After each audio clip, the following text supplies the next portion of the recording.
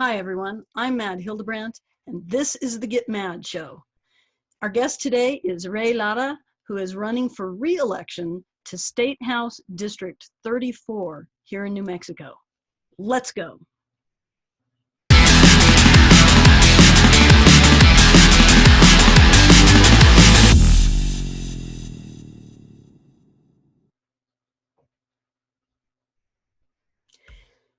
So, Lara, we're glad you're here today. I'd like to give you a few minutes or a minute to tell our audience a little bit about yourself. Good morning, everyone. My name is Lara. I'm the current state representative, House District 34. I live in a small town in southern New Mexico called San Bernardino, New Mexico. I'm an educator. I work with the Gaston Independent School District. I am currently the coordinator for instructional resources, and we're in the middle. Well, we're not in the middle of. We're just finishing up our math adoption for this upcoming school year. I hope the kids get to use the books in August when we start school. But I've been married for 25 years. I have a 19-year-old son, and I'm very very proud of living in the Mesilla Valley and representing the area and the communities. My district is a very large district. It's comprised of several different smaller communities, and each one with its own specific needs. And it's been interesting, but it's been a very good experience working with a lot of people and getting to know everyone up and down the valley. So that's great. That's just something that I like to say about myself. Well, that's all really wonderful, and I know you have a beautiful community. I spent a lot of time down there when I was running for Congress a couple of years ago, and really fell in love with that area. And I know that that you really just have to really be very proud of it. And I'm really glad to see that you're running again for those reasons. Yeah. I would like to, because it's affecting so many of us, and this is what's on everybody's mind right now, is COVID-19. So I would like to ask you to speak to that a little bit and how it is for your community. So COVID-19 has been, obviously it's been like everywhere else, it's been a very life-changing event that's happening. I've been working from home for the past month, I should say. My wife is a teacher, so she's also here. So our dining room has been converted into a makeshift office. and one of the things that thanks to the partnerships that I have with community members, and I'm speaking directly about Solon Park and Santa Teresa. We were able to bring testing to southern Doñana County. I was targeting Solon Park in particular, and this was with the help of, and I would be remiss if I didn't mention him. This would be with the help of Senator Joseph Cervantes. We both were able to work on this with the city leaders from Solon Park. And so we finally got the governor's office to give in and start doing testing in Solon Park, which was a plus because it allowed other communities such as Anthony and Chaparral to benefit from that testing as well. So the New Mexico Department of Health brought that in, and they were able to help us out. And we've been having ongoing testing, which is really good. It also brings a lot of peace of mind to the community members, knowing that they have that testing available to them. Yeah, and that is really so important, the testing, because it is hard to get that in so many areas, and that is really a godsend that you were able to get it for your district. That, and one of the biggest things that is really concerning me about this is in the communities that border Texas, we have the higher rates of COVID infection. And what I'm afraid, and I've mentioned this to the governor's office and to others, is when Texas this Friday starts lifting their orders to their stay-at-home orders, it's going to impact our communities in New Mexico, because there is a lot of back and forth between El Paso in particular and our communities. A lot of business, a lot of families, and just a lot of movement back and forth. And it really, really concerns me that it's just gonna. I would hate for us to become the next hotbed of activity in New Mexico. Yeah, absolutely. And I know that the people in the north, the far north, are also feeling that way, as Colorado is talking about opening as well. And that is, it's frightening to know that, that what goes on in a different state affects our communities too. Mhm. So um, let's shift gears now here, which really almost isn't shifting gears. You talked about your wife being home, actually teaching from your dining room table. Um, Yes. let's let's talk about education, because education is one of those things that seems to sit on a lot of people's back burner, because they send the kids to school and there they go, and then they forget, and because it's all in the teacher's wheelhouse, and now it's in their own house, as they're seeing their own kids and having to help their kids do school from home. So talk to us about education, which is now on everybody's front burner. So thank you for that. As a matter of fact, my wife is in the other room conducting a Google Classroom with her kids right now. So this is something, we have learned many things from this, as far as here locally, and I'm sure statewide, on how to accommodate or continue learning for the students. Excuse me. And one of the most more glaring things that I have seen is either lack of access or limited access to the internet. But I'm just mentioning that right now. We'll talk about that later with infrastructure. But as far as education is concerned, we have noticed that there are many families who don't have access, and and they depend on the school system to help to provide that for their students. So it's a very large thing. It's a very ongoing thing, and I think that many of our students and our teachers and many of the folks that in the school system are getting we're we adapt, we get used to it, we see what's going on, and it's a whole new thing. It's very hard. I'm not going to say it's easy. It's very hard on our teachers, on our kids. But one of the things that I would like to say, though, is I think parents will now become more appreciative of what teachers do and how they work with the students, and now they can see for themselves what actually happens in the learning process. So I think that's a plus that comes out of this. Yeah, absolutely. I think that, there are some silver linings, few and far between, but we do see some. Um, Another area that is impacted by COVID-19 so much right now is our small businesses, and not just the economy. The economy altogether is being impacted. And I know, again, in your community, um, it is there. You're seeing a lot of challenges. So can you talk about that? Yeah, there are a lot of challenges. So, there's a variety of small businesses in my district, just like anywhere else. But I think for the most part, the small business owners in my community have been very good, and they realize the larger impact of the stay-at-home order, and protecting yourself and social distancing. But Hmm. one of the things that concerns me, and once again, living in a border community, if what I mean by border community, I mean with Texas, Right. is that Texas once again is going to lift their restrictions.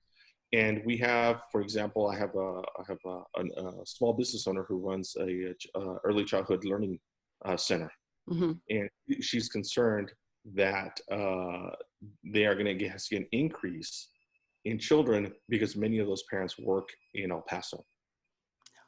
So she's concerned that she's going to see an increase in the number of students, and her staff is her staffing levels aren't as what they should be.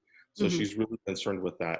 Right. And so small business, they're very concerned with help, with aid. They've applied for Hmm. state aid. The employees are concerned with unemployment. I'm so thankful that we live in the state that we live, because New Mexico is taking care of their workers. I was watching the local news here in El Paso, and the city's going to be furloughing some employees, and those folks, they were told that they may not qualify for unemployment insurance. So I'm glad that I live in New Mexico and that we are taking care of our people here in New Mexico, and I'm Yeah. very happy to see that we're a lot more progressive on that. Yeah, absolutely, absolutely. It is a blessing. Um, let's talk about you touched on it very briefly a few minutes ago, about infrastructure and those issues that are so important here, and one of those being internet access. I personally live in a small community, and we don't have good internet access, you know, and that's affecting a lot of us because so many people right now are working from home, and you know, the bandwidth is this wide, and this many people are trying to get into it at the same time, and that is a big issue. And I know that's one of the things that's high on your list, is the idea of broadband and bringing this Wi-Fi internet access for us. But so can you talk about infrastructure? Well, we'll start, with broadband and internet access. So the district is very diverse when it comes to access. There are some areas that have better access than others. So the areas that are closer to Texas, Mm-hmm. yeah, they have better access because the internet provider in El Paso extends into some of the communities in New Mexico, and that's, I think it's Spectrum. I think no, it's Spectrum. Yeah, I think so. And so they get, those folks are able to get a really good high quality internet. But the farther north you go and closer to Las Cruces, where in the agricultural section in the valley, that's where we start having problems. CenturyLink is one of the main providers here. Mm-hmm. We also have several providers who provide over the air wireless internet. Mm-hmm. Uh, I use one of those providers. That's what we switched to, and sometimes it works really well, and sometimes it doesn't. I have a 19-year-old son who's over there playing video games, and when you hear him scream, that's when the internet's gone out, or there's some lag. Yes. And this affects a lot of our families, especially now, that we're doing the distance learning with our public school kids. So just peeling back the layers and finding out where the needs are and where exactly pinpointing, one of the silver linings that we had talked about earlier of this situation that we're in is now we know exactly where the issues are and where we need Right. to work on and improve. Yeah, absolutely. Um, and then again, you just talked about it. Our agricultural areas. So let's move on to them, and not so much broadband anymore. Covered that, but tell me about what's going on for your ideas for our agricultural communities, because um, as we see less of a focus on them and more of a focus on bigger business and regular business these days, yet agriculture is so much of our economy, and it often gets forgotten across this country. So if you can just speak to our agricultural communities. So our agricultural communities they're working business as usual. They're considered an essential business, and then Mhm. everybody's working business as usual. But I like to consider my District 34, to be the pecan king of the state. I may, some of my other colleagues may argue with me, but most of the acreage in my legislative district is reserved for pecan growth. And so the farmers and the folks who are involved in agriculture that I speak to on a regular basis are still working. They're still, business as usual. But once again, what's looming over us once again is the water issue. And Mhm. many of the farmers in the valleys, many of my friends, they are bothered by the fact that Texas gets their full allocation of irrigation water, and we don't. Right. And so that really limits the irrigation of the crops. So what many farmers resort to is pumping water from the aquifer to irrigate their crops, because the allocation they get isn't enough. Hmm. So that's still a big problem that's looming over us. It's something that really, in my opinion, limits the type of crops they can grow, because obviously some crops need more water than others. Right. But I think it's really gonna impact more than ever, especially that since we've noticed that the levels are really low over at Elephant Butte. Hmm. uh, how much water it flows. You see Right. the river, the water's flowing, but it's not flowing to New Mexico farms. And but that's something that I guess the U.S. Supreme Court has to decide on how that's going to work out. But as for business, I think business is going well for farmers. They're continuing doing what they do. Okay. Those are all, that is just, it is just heartbreaking, I think, to me. And that's one of the reasons that I had been, when I did run for Congress, was just the idea that water, you see the water flowing, and you know that the law has been set, that agreement between us and Texas and the federal government, and that all that beautiful water has to go to Texas, and it's based on some amount of water of rainfall that happened years ago or decades ago, and as though we're getting it now, and Yeah, we no, still have to send it to Texas. yes, you're absolutely right, and that's a really good point. I'm glad you brought that up. And one of the things that we have to, and this is a really big issue, and one of the things that we have to really work on and look at, and I'm proud to say that I've been working and paying attention to this, is that we do have aquifers here, but the water's brackish. So one of the things that we could do is tap into those aquifers, build up the desalinization Right. plant that can take the salt out of that water, and it can become our drinking water. So I think there are alternatives, but we just have to make those investments in that. Yeah, absolutely. Absolutely. And I see we're at the end of our time. So thank you for all of those things that you had to say. I mean, it were very great ideas. And I would like to give you another minute just to actually address um, the voting constituents in your district, and why they should be giving you a second chance here. Thank you for the opportunity. I really appreciate this.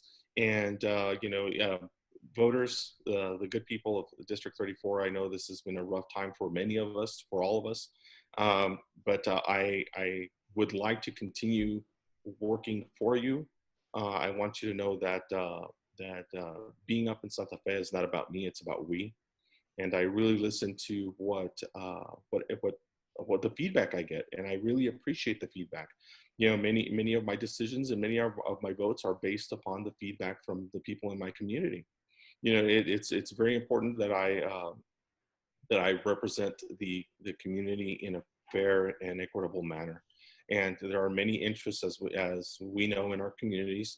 And the best thing that we can do is just work together, build those relationships, and get things moving forward. I'm very proud of the fact of the investments, the capital outlay investments that I've made in my district.